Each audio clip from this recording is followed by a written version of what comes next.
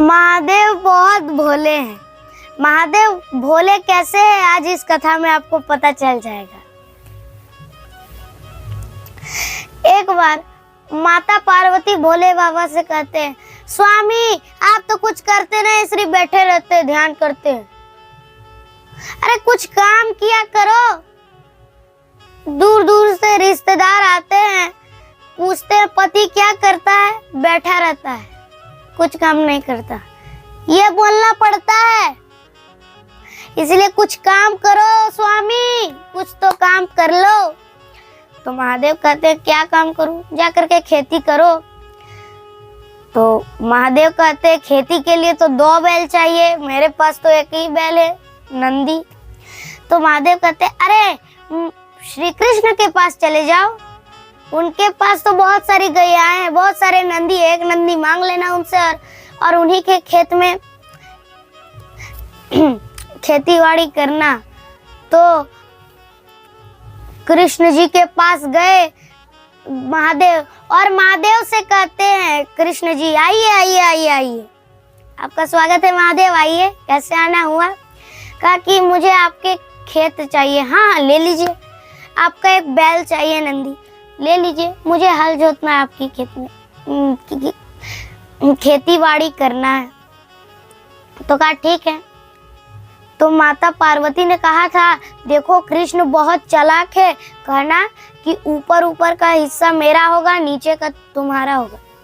तो उसने कहा हाँ, ऊपर का फसल आपका होगा कृष्ण जी और नीचे का मेरा।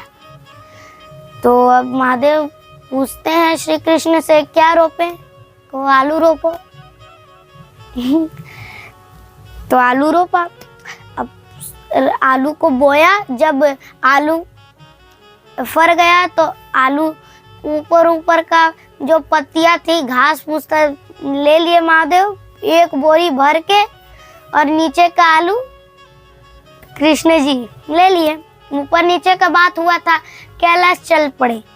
कहा इतना बड़ा बोरी था, भर के घास फूस था। अब माता पार्वती को लगा भर के कुछ तो रोपे होंगे, कुछ तो बोए होंगे, भर के लाए हैं, देखे क्या है। तो माता पार्वती ने कहा क्या बोए हो, क्या लाए हो। आलू, आलू बोए थे। कहा अच्छा निकालो। बोरी खोली, आए घास फूस है, पत्तियां है। तो महादेव ने कहा तुम ही ना कही थी कि ऊपर का फसल मेरा, नीचे का कृष्ण जी का, तो नीचे वाला आलू ले लिया, मुझे फल घास फूस दे दिया, पत्तियां, तो मैंने ऊपर का भाग लेके आ गया। तो माता पार्वती समझ गई कि ये कृष्ण बहुत सच्ची में चालाक है। तो इस बार का फिर से जाओ, वही काम करो, इस बार कहना कि नीचे का भाग मेरा, ऊपर का तेरा। तो फिर से गए, वही कहा कि आपका नंदी चाहिए, वही खेत चाहिए। कहा ठीक है। तो अब कहते हैं अब क्या जो तू, अब क्या बो, कहा बाजरा बो दो। अब शर्त, महादेव कहते हैं अब शर्त चेंज है। कैसा चेंज, पहले ऊपर का भाग मेरा था और नीचे का तुम्हारा था, अब अगली बार मेरा नीचे का भाग है, तुम्हारा ऊपर का भाग है। तो पूछते हैं महादेव क्या बोए, बाजरा बो दो। बाजरा बो दिया। बाजरा तो ऊपर ऊपर में रहती है, अब ले लिया श्री कृष्ण ने बाजरा और घास फूस फिर से दे दिया। बहुत बड़ी, उससे भी बड़ी बोरी में भर भर के लाए, नंदी पे बैठा कर। अब माता पार्वती देखी, अरे आज तो उससे भी ज्यादा है, अवश्य कुछ अच्छी चीज लाए होंगे। कहा अब क्या बोए हो, बाजरा बोए हैं। तो जैसे ही बोरी खोल, हाँ फिर से घास फूस। तो पूछा बाजरा बोए हो ना।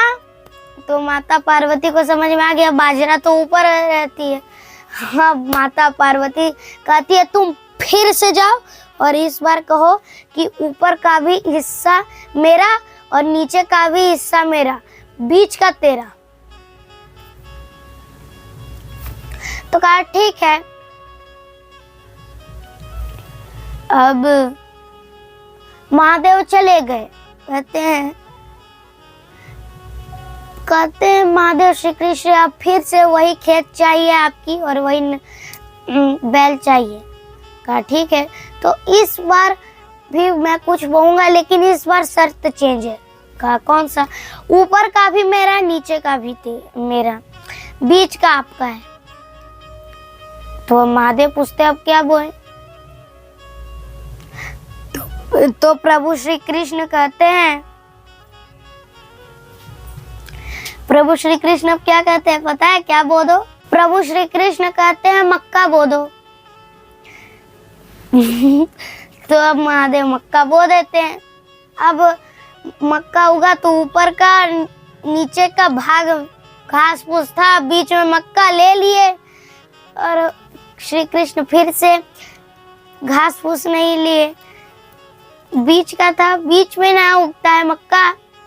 अब महादेव फिर से बोरी लेकर के चल पड़े। अब उससे भी सबसे बड़ी बोरी थी और भर भर के घास फूस था। अब माता पार्वती कहती आप क्या बोए हो? कहा कि हम मक्का बोए हैं। तो मक्का बीच में था, माता पार्वती को पता है। अरे फिर से घास फूस लेकर के आए हो? महादेव ने कहा हाँ, आपको कैसे पता चला? अरे मक्का तो बीच में ही ना रहता है इसलिए। अरे महादेव क्षमा कर दीजिए, आपसे खेती बाड़ी ना हो पाएगी। मैं भूल गई थी कि आपको सिर्फ तांडव करना और ध्यान करना आता है, आपसे खेती बाड़ी ना हो पाएगी, आप छोड़ दीजिए, आप भोले के भोले रह जाएंगे।